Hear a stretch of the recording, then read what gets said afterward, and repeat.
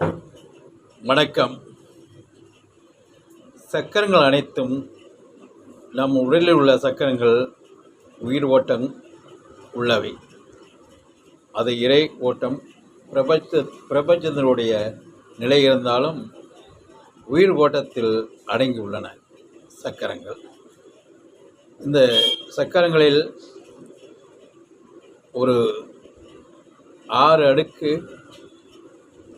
நமது உயிர்நிலைகள் இருந்தாலும் 7வது சக்கரம் சகஸ்ராமம். இது இறை பிரமமாகத்தான் உண்டாகிறது, இறை நிலையாகத்தான் நம்மளுக்கு கிடைக்கின்றது.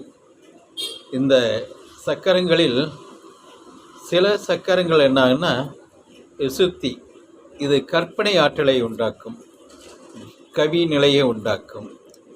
அதே நேரத்தில் சில எல்லாம் அடைந்து விட்டோம் என்ற பிதற்றலையும் உண்டாக்கும்.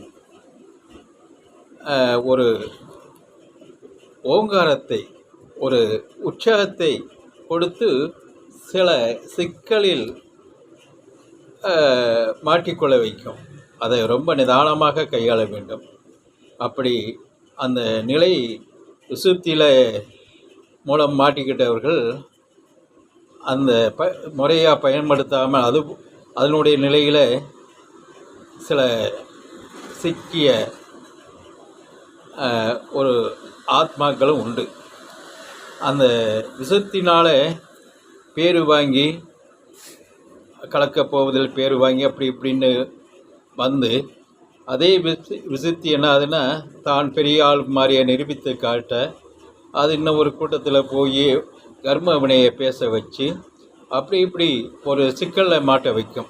அது தன்னை உற்சாகப்படுத்தி கொண்டு போகும். அதனால் அதில் நிதானம் வேண்டும். விசுத்தியினுடைய உள்ளவங்களுக்கு தான் விசுத்தியில் இருக்கிறது தெரியும். உள்ளவர்களுக்கு ஒரு நிலையை நம்ம கையாண்டாலே போதுமானது. இல்லாட்ட தான்கிற ஒரு மாறுதட்டி கொள்ளும் கர்வத்தை உண்டாக்கக்கூடிய நிலை ஏற்படுத்தும். அதே நேரத்தில் இந்த ஆக்கினை ஒரு தலை சிறந்த நிலையை, அந்த ஆக்கினைங்கிறத 5வது சக்கரம் ஆக்கினை. அந்த ஆக்கினை பக்திலையும் வரும், ஆன்மீகத்தில் வரும். அதுவுமே சில பொறுப்புகளுக்கு தலைமை தாங்க வைக்கும். மடாதிபதியோ இல்லாட்ட ஒரு ஆசிரம நிலையோ இப்படித்தான் வைக்கும் வழிய அதோடு நின்றுவிடும். இதுக்கு மேலே உள்ள நிலை தான் இந்த சகாஷ்டானம். இந்த சகஸ்ரானம் என்ன பண்ணால் ஞான மார்க்கமான நிலையை உண்டாக்கி இறை பிரமத்தோடு வாழ வைக்கும். இறை இன்பத்தோடு நின்று இறை